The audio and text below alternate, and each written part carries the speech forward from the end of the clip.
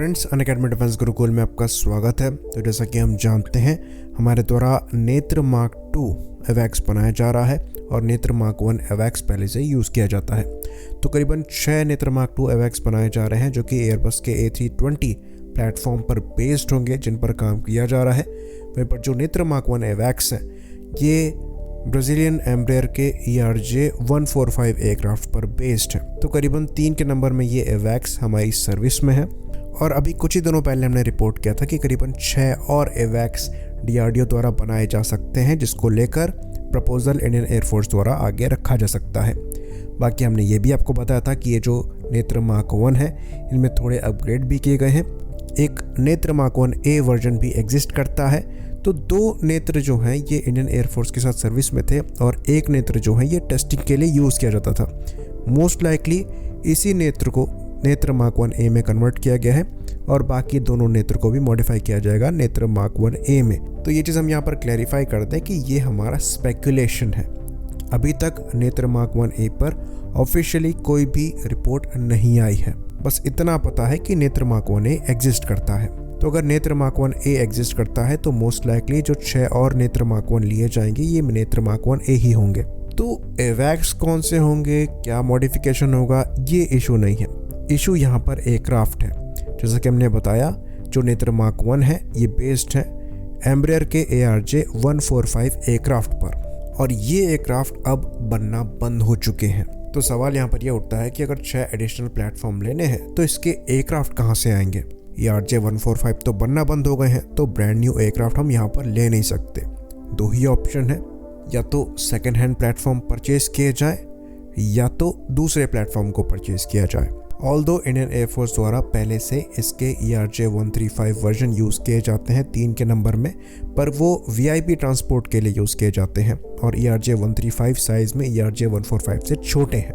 तो उनका यहाँ पर अडेप्ट हो पाना थोड़ा मुश्किल नज़र आता है। तो ऑप्टिमम ऑप्शन यहाँ पर ERJ-145 है। बाकी कई जगह ये भी रिपोर्ट किया जा रहा है कि एम्ब्रेयर ने अपने प्रिएटर 600 सुपर मिड साइज जेट भी ऑफर किए हैं, लेकिन ये जेट ERJ-145 के कंपैरिजन में काफ़ी ज़्यादा छोटे हैं। ये चीज़ हम आपको बता दें कि जो प्रिएटर 600 जेट्स हैं, इनमें मैक्सिमम सीटिंग कैपेसिटी 8 से 12 पैसेंजर्स की है। वहीं पर जो ERJ-145 है, इसमें 50 पैसेंजर एक बार में बैठ सकते हैं। तो दोनों का कोई कंपैरिजन ही नहीं है।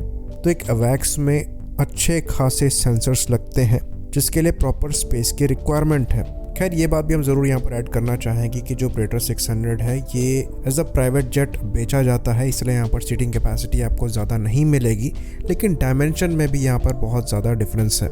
ERJ-145 कंपैरेटिवली काफ़ी बड़ा है, लंबाई ऑलमोस्ट 90 से 98 फीट के अराउंड की है। वहीं पर प्रेटर 600 में आपको मैक्सिमम लंबाई जो है ये मात्र 68 फीट की मिलेगी।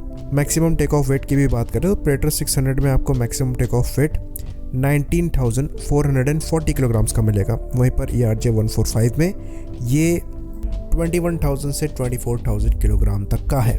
तो डायमेंशन यहाँ पर थोड़ा छोटा पड़ जाता है मैक्सिमम टेक ऑफ वेट में, भले ही बहुत ज़्यादा डिफरेंस ना हो। हमारे हिसाब से जो दूसरा ऑप्शन है ये बम्बार्डियर का ग्लोबल 6000 हो सकता है, जो कि कई मामले में एम्ब्रेयर के ERJ-145 से भी आगे है। पर ये कनेडियन कंपनी है और अभी जिस तरीके के हालात दिखाई दे रहे हैं, ऐसा लगता नहीं है कि किसी भी कनेडियन कंपनी के साथ कोई भी मिलिट्री पार्टनरशिप फ़िलहाल के लिए आगे बढ़ेगी। तो हमारे हिसाब से यहाँ पर जो बेस्ट ऑप्शन है वो वही ऑप्शन है जो हमारे पास पहले से अवेलेबल है। यहाँ पर हम बात कर रहे हैं एयरबस के C295 की, जिसको ईजिली नेत्र मार्क 1 एवैक्स में कन्वर्ट किया जा सकता है। तो जो C295 एयरक्राफ्ट है, इसके इवन रोटोडोम वाले AEW वर्जन यानी कि एवैक्स वर्जन जो है ये अवेलेबल है।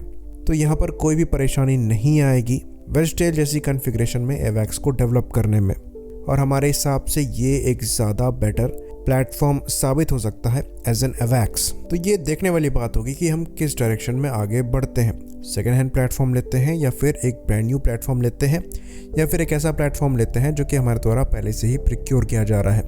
ऑल्दो यहाँ पर सवाल ज़रूर पूछा जाना चाहिए कि अगर हम एडिशनल एवैक्स को ऑर्डर करने ही वाले थे और रिक्वायरमेंट एग्जिस्ट करती थी तो यहाँ पर वेट क्यों किया गया।